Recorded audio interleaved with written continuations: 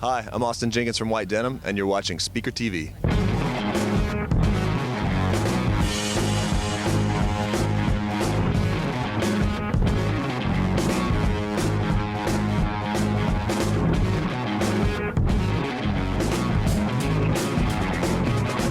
But at the very beginning, it was two bands. There was one called Park Touch, and then Steve, the bass player, was in a band called Peach Train. And I think I've heard this before. I wasn't at this particular show, but I think the legend was that they played a show together, and Steve was like running on top of all these arcade machines, and Park Touch didn't have a bass player, so they asked Steve to be the bass player, and I think kind of stole him from that situation. And then they were a three-piece for a long time. And I would watch them play a lot in Austin. And then one day they needed another guitar player and asked me to join.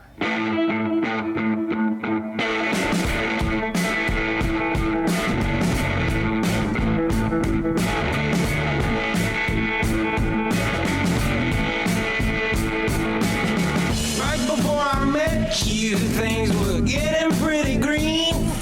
I guess coming into it, we kind of decided to make a record that was more possibly designed for the stage, or to get in like the same room and really play together and work on the tunes kind of from the ground up that way. We did, everybody had tracked before live, but it wasn't like we were all playing live at the same time. So this situation, we rented this house kind of by a lake and worked the tunes that way for a remainder of the thing. And I think it was partly inspired by recording at Jeff Tweedy's studio, The Loft, and he had kind of a similar situation going where everyone was kind of watching each other. You know, it's like playing in a room when you're doing like a jam or something like that, but a bit more organized. Corsicana it's a city in Texas.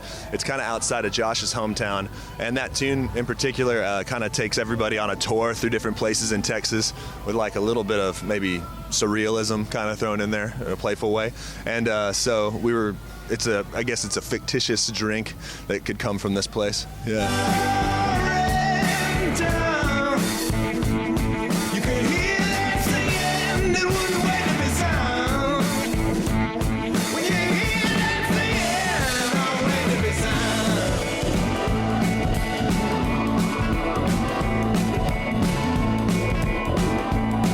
James and Michael Hammett is the guy that's done all the cover artwork for all the White Denim releases, including this one.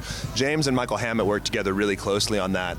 And I'm not exactly sure where that idea came from, but I know that James had a large part in making all that kind of stuff happen. He was kind of the artistic director behind that, and Michael was kind of helping him manipulate some of those ideas. So I think that they just they bought a bunch of stuff and then got real messy with it. Yeah.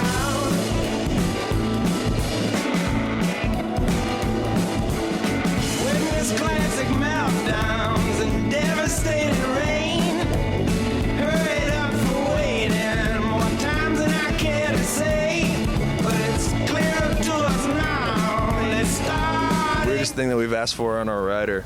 As a joke, we asked for pornography magazines, but people kept giving them to us, so we started taking them off there, and then they kind of became like a funny joke that people would put that on there. But other than that, I think that might be it, man. Maybe socks. I think it was, yeah, we had like a vintage leaning to it, you know, something a little more classy. You know, honestly, it was probably for the reading, you know.